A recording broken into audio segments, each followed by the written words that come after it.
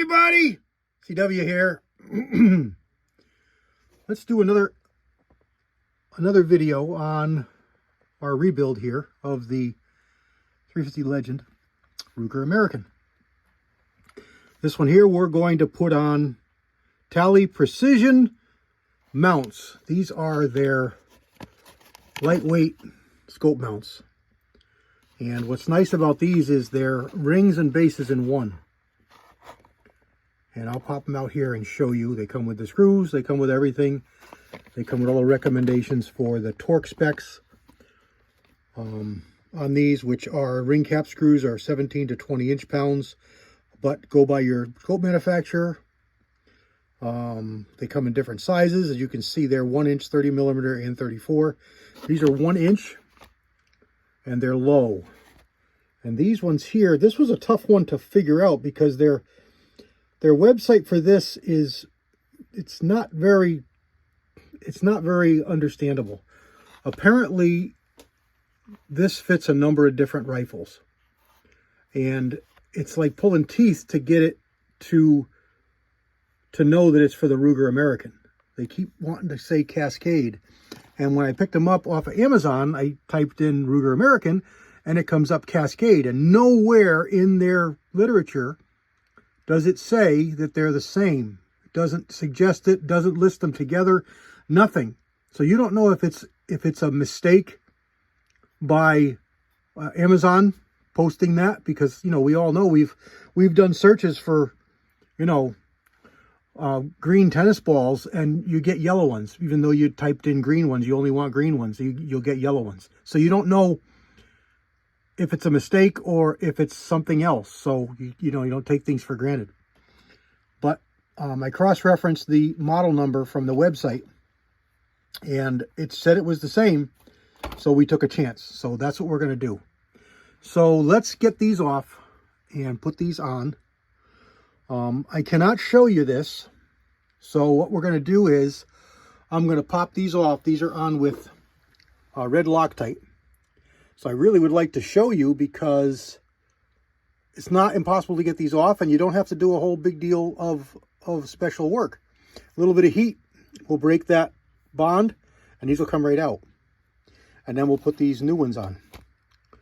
But I want to pull these out of the package so that I can show you what they look like, because you can flip them. I believe you can turn them front or back and get the ring spacing that you may need for the different scopes.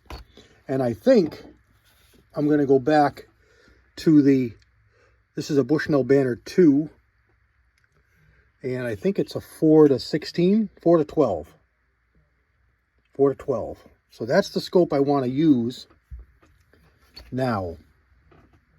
So let me get you set up in the cradle so that you get a nice top side view, and then I will show you as much as I am able. So stand by. Okay, they came right off, no problem at all. I put them in a bag, labeled the bag. I use these bags for my bullets. I use these bags for all kinds of stuff. It's a heavy mill plastic bag, and you can pick them up on Amazon or on eBay, on a bunch of different places. They're not too expensive. They probably cost a few cents a piece, and they're really nice to have, really handy to have. This white part in the front is nice to write on. So now I know exactly what they are. I'll use them down the road. I just opened up their package, and here's a really nice touch. They put their screws in the little cup there, but they put a sticky over it. So when you open it and it pops open, the screws don't go flying. That, you know, that right there is enough to, if it's a good product, really push you over the edge and stick with a company that does stuff like that. Okay, there's the base and the ring in one. Lightweight, very solid. You take the top off and you can access the screws. And the Ruger American uses the same hole spacing front and back. So there is no front ring or rear ring. They're identical. It's just two identical rings. And yes, indeed, you can spin it for a little farther apart, or a little closer together, or as close as you can get them together. Whatever you need for the scope that you need to mount. Okay, so I can't show you screwing them on, but I can show you that you can mount them a number of different ways. That's just this gun because of the hole spacing. Some guns you'll find that the hole spacing is such that you have to mount it in a certain direction. So they're all different, but this is the Ruger American, and this is the way this is. And this is a little bit of red Loctite residue on here. I sprayed it down with brake cleaner and then just wiped it, but there's a little bit of residue from the red Loctite. All right, let me get these put on here and make sure it's going to be okay for height. I took a guess. These are low. I took a guess it's going to be okay with this optic, but it's a total guess. So it looks like it's going to be okay, but we won't know until we get both bases mounted. So let's get it mounted and I'll show you. Okay, here's a little tip. You're putting these screws in. Never put just one in and sock it down. Put one in and turn it down until it stops and then back it off so the whole thing moves. Then put the second one in and turn it in until it stops. Then go back to the first one and turn it until it stops. Just finger tight. Always do it dry. So there's no Loctite on these. This will allow us to test to make sure that it's going to fit, that it's low enough or high enough or in a position we want.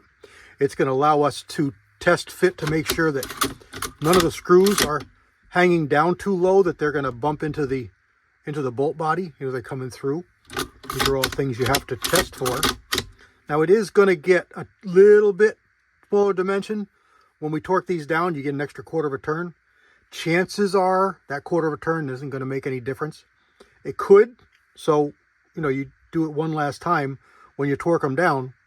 After you torque them, you know, run your bolt to make sure that that little bit of extra quarter of a turn more when they sock down wasn't too much. All right, let's get the scope in and look at it. Okay, it's going to depend on eye relief. If I pull this scope back a quarter of an inch from this position it's in right now, it will impact the barrel at the point of the barrel where it drops down. So if my eye relief is good there, and if the bolt handle opens and doesn't crash into anything, these rings will work. Otherwise, I'm going to need to get medium. I'm going to need to get medium, right? These are low. So let's throw a couple of caps on here and throw the screws in, just 2 screws on each one, and make sure that it's going to be okay. Don't mix up your caps. Keep them where they came from out of the package. I go so far as to keep them in the orientation they were out of the package. By leaving one screw in, I can tell which side is which because it looks, you know, these things look identical. It'll go on either way and probably be okay, but you don't know. So keep it in the orientation you took it out of the package in, and keep them with the ring they come out of. So don't mix this one up with this one. The screws you can mix up, it's not going to matter. But the caps themselves, keep them together in the same orientation you took them out of the package in. Okay. Here's what I'm talking about. If you look up here, that just clears. Actually, I got to make sure. It looks like it's touching now. But I thought it just cleared. But we're going to make sure. But I can make it clear by pushing it forward, which is going to reduce my eye relief. I've got a little bit extra space there that I can turn it forward and it's going to be okay. But it all depends on if it gives me a proper full exit pupil on my eye. So that's what I'm going to do now. I'm going to take this off and shoulder it and make sure that the eye relief or the position of the scope front and back is correct. Okay, again, I can't show you this going together, but here it is apart. The back piece slides in to give you your length of pull. And then this top piece here, that's all skeletonized, you've got different risers that drop on. And the one that was on there was a 0.25. And then you've got a 0.50. You can kind of see it down in there. And then you've got a standard or no rise. The different colors. I can't put it on because I don't want to have it get in trouble. And here's your spacers for length of pull. And these go on the tendon right there. And that sticks in the back of the stock. And it's all held together with the one screw that I've now lost. But it's right here somewhere. One screw that goes right through. All right, so let's get it together and show you what we got.